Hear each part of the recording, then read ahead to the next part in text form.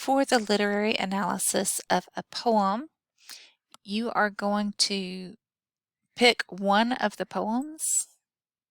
I have already given you a theme, so you don't have to figure out what theme the poem has, because I really want you to use secondary sources that are not about the poem, but are about the theme. That way, you're not just using sources that will analyze the poem for you. So you can choose any of these poems. I am going to choose this one, and you'll see a PDF pop up. When you choose a poem, make sure you print it and number each line. So 1, 2, 3, and so on.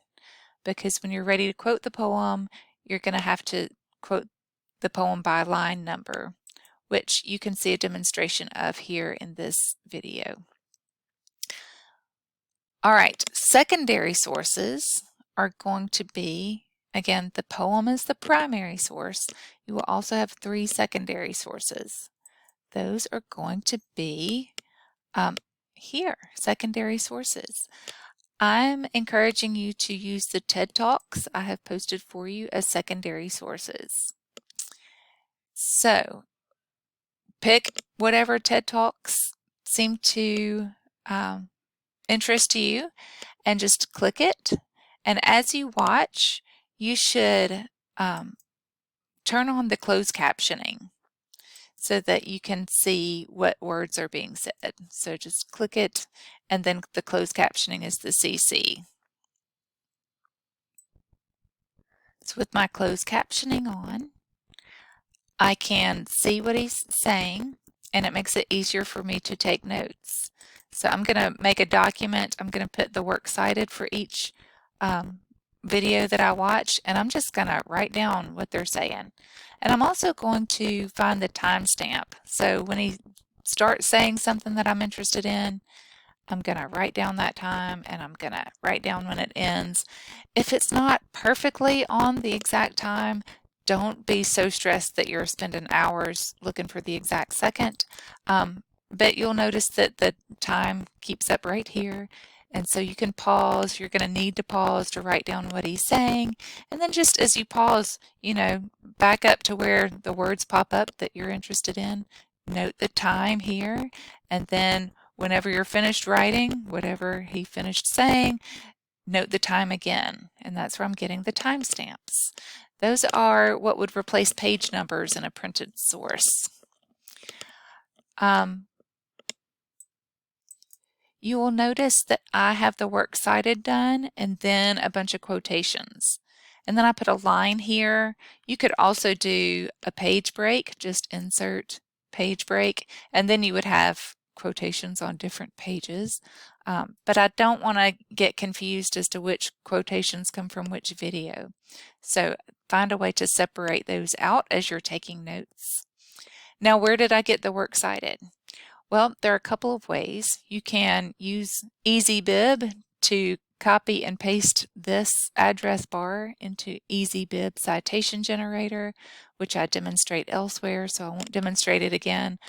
But you may also notice that in the Blackboard shell, I have already given you your secondary sources that you can use, so I'm making it pretty easy, I hope, anyway. Your secondary sources, here they are. So click that folder, and I have done, this one is the works cited for this video here. I gave a demonstration of how to do a source integration here, and then I did the works cited at the end. So read all the words so that you don't just copy this whole thing as the works cited. Know what you're doing. The rest of them, I just did the works cited. I didn't do a demonstration of how to integrate quotations from each video. So this part is not the works cited, just this part is. So for a works cited for a video on YouTube, like this one, you put the title of the video in quotation marks, and you put YouTube in italics. An additional thing you might do is who uploaded it, the company, TEDx Talks. That's implied in the title of the video itself, but if you want to be really technical about it, you can certainly do that, and I'm going to do that with this one. Uploaded by TEDx Talks. So now you have it. You don't have to go back and do that. You can literally copy and paste my source citations. Okay, so I'm making it as easy as possible because I want you to concentrate on using the quotations that you get from the secondary sources, the sources that just discuss resilience or growth mindset, and use those to talk about the poem and the way the poet explains resilience in a unique way.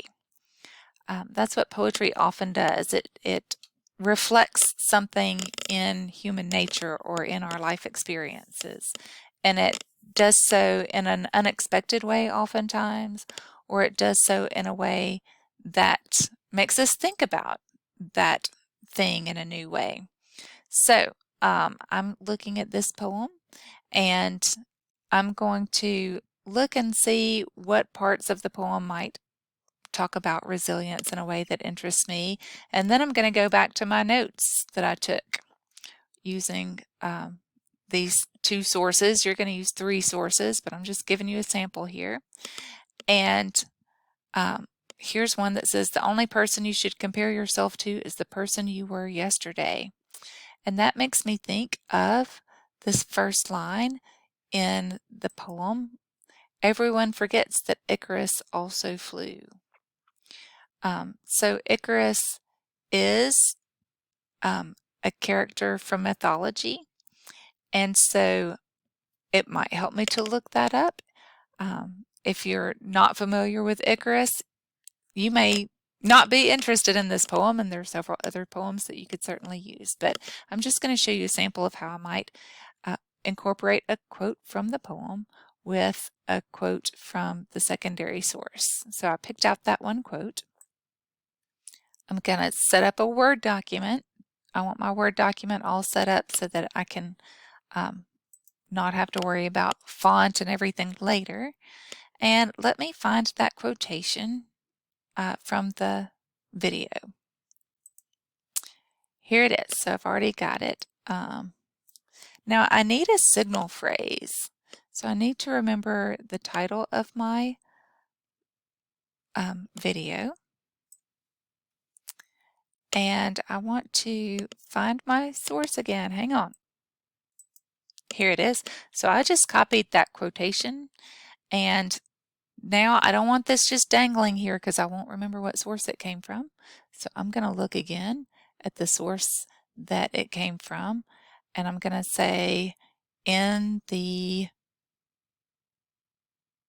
going to call it this, in Amy Mooring's talk about the secret to becoming mentally strong. So I'm going to make a signal phrase that makes sense with this. All right, here's my signal phrase. In Amy Mooring's TED Talk, The Secret of Becoming Mentally Strong. I need a comma there, actually. Strong. Punctuation's fun, isn't it?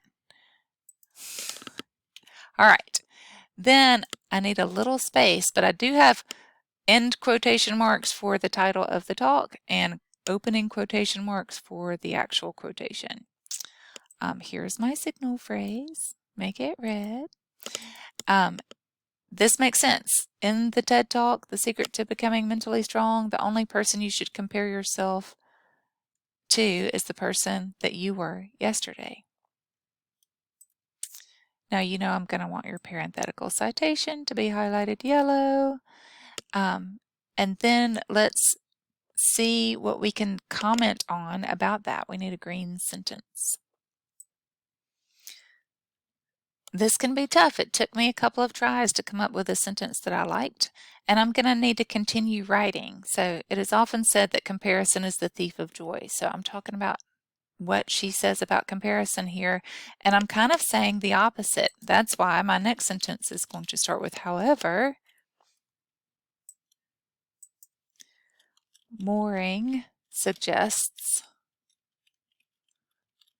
that one can.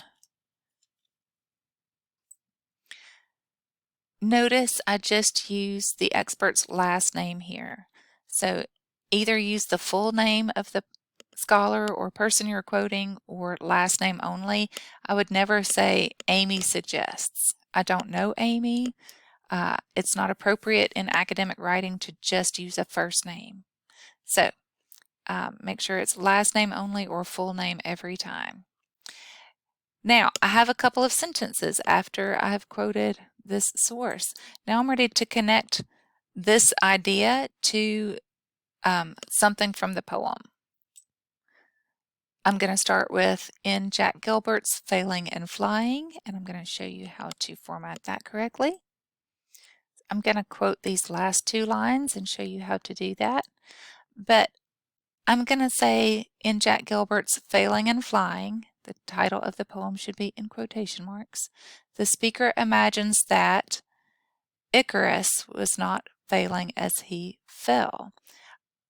It doesn't make sense for me to start the quotation where the line starts, so there's no rule that you have to, or even where the sentence starts. These last two lines make up one sentence. So start your quotations where it makes sense for fitting in with what you're saying. So I'm starting with Icarus. Icarus was not failing as he fell. Now I have a new line starting. So when I'm quoting a line of poetry or two lines of poetry, two or three, I hit a space and then the forward slash and space again. Space, forward slash and space, and then I continue typing.